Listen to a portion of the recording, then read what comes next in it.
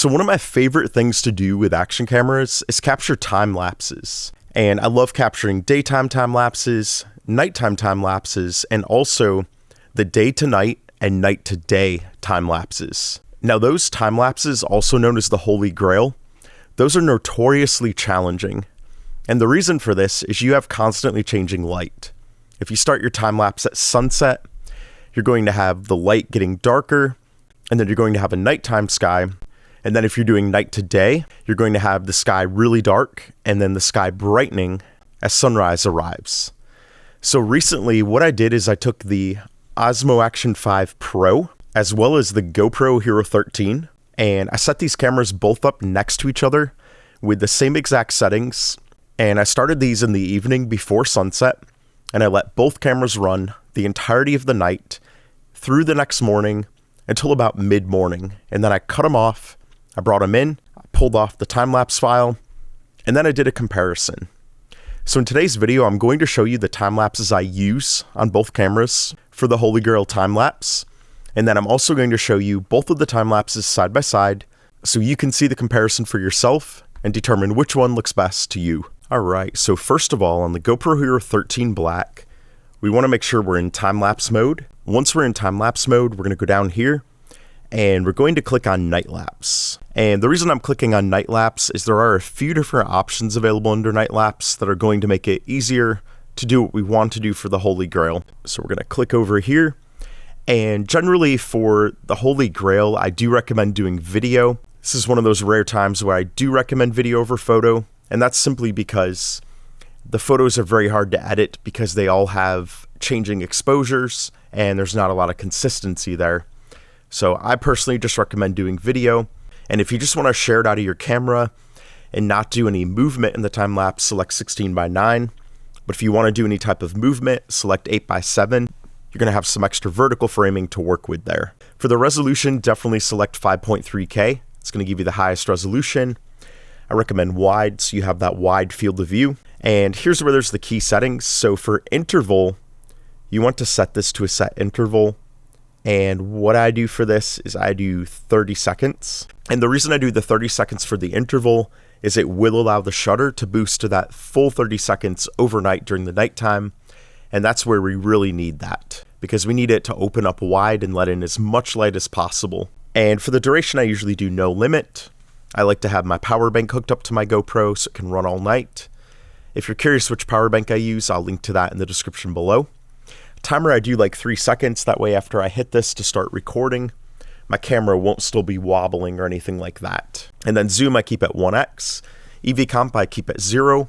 White balance, I do auto because it is a day to night and night to day time lapse. So the white balance is technically going to be changing quite a bit. So I just keep it at auto. And then ISO min, I keep it 100, and ISO max, I keep it 800. So what will happen is when there's plenty of lighting, the GoPro is going to automatically adjust the ISO down to 100 or close to 100. And when there's not much lighting, like during nighttime, it's going to boost the ISO all the way up to 800 in combination with the 30-second shutter speed to let in as much light as possible. For the sharpness, I usually keep that at low or medium. If you want a slightly sharper look to it, do medium. If you want that softer look, do low. If you are going to denoise and post, keep it at low. If you're not, I recommend keeping this at high. It's going to give you the smoothest looking time lapse, especially at nighttime. It's going to make sure there's no noise or grain in it. And then for the color, I personally like to do natural with this. But if you are going to add some color later on, some saturation, you can keep it at flat. And if you want it really saturated, set it to vibrant. But I like to go middle of the road with natural. I find that looks best. And those are all the settings we need to do the Holy Grail time lapse on the GoPro Hero 13. So next, let's talk about the settings I use on the DJI Osmo Action 5 Pro. These settings are going to be the same as the Hero 13, but the way to configure them is a little bit different. So first of all, we want to swipe left and get over to time-lapse mode. And once we're in time-lapse mode, we're going to swipe up from the bottom. And we're going to make sure it's in 4K 30. And up here, we want to make sure it's set to wide. And I like to do screen off. That way it turns off the screen while it's time-lapsing and it uses less energy. I, of course, do have it hooked up all night because it's going from day to night and then night to day. So I use my Anker power bank to power it during the night. And then what we want to do again is we want to swipe up to set the parameters. So what we want to do for the interval is we want to set that to 30 seconds. And then for the video duration, I'm going to keep it at infinity. And then we're going to go over here to the right side and we're going to set up the specific parameters. For exposure, we are going to keep this to auto. But what we want to do is we want to make sure this is at 0.0 EV. And that's because we don't want to underexpose it during the night. We want to get as much out of it as we can during those dark overnight hours. And then for the ISO range over here, we want to do 100 to 800. It's going to give us that range. So during the daytime, when there's plenty of light, it's going to go toward the 100 end of the ISO in combination with the shutter speed to properly expose it. And then at nighttime, it's going to open the shutter as wide as it can, and it's going to have the ISO boosted all the way to 800. And we're going to click confirm there. For the white balance, we do want to set this to auto white balance. We want the white balance to change in this overnight. And then when it's sunrise again, we want it to change back to adjust for the lighting. The final setting we want to set is format down here. So in general, I don't even recommend getting the raw files for this unless you want to play around with those later on. Because this is a holy grail time lapse, generally you're just going to want the video output because there's not a lot of editing flexibility because of the constantly changing exposure. So I'm going to set that to video. And then that's all you have to do on the Action 5 Pro. Once you put those settings in, you're good to go. Now, as we look through both of these time lapses here, one thing I noticed right away is the Osmo Action 5 time lapse looks a little bit cooler and the GoPro Hero 13 looks a little bit warmer. But it's not anything drastic in either of them, so I don't really have any concerns there. But as these fade to night, I definitely see the Hero 13 capturing more of those objects in the sky. There's initially those stars before clouds rolled in, and it was pretty cloudy most of the night.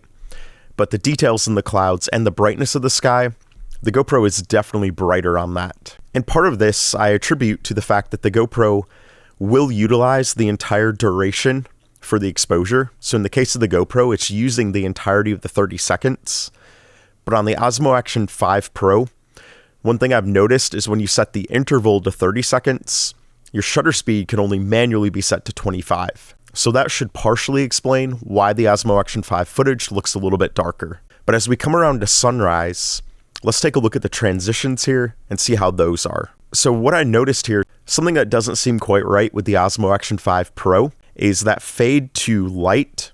It seems to overexpose it for several frames. For a bit there, the frames are almost entirely blown out and entirely white. But the GoPro seems to handle that smoothly.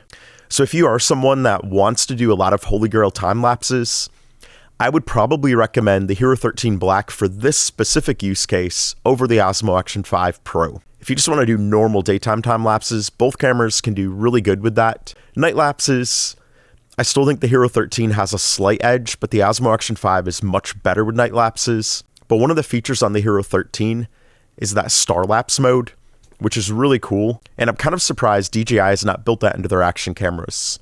Maybe with the Action 6 Pro, we'll see that. But I think if DJI builds that in, they're going to be a lot more competitive with GoPro for the night modes. So I hope you found this tutorial helpful. And if you'd like to learn more about the Hero 13 or the Action 5 Pro, check out this playlist right here.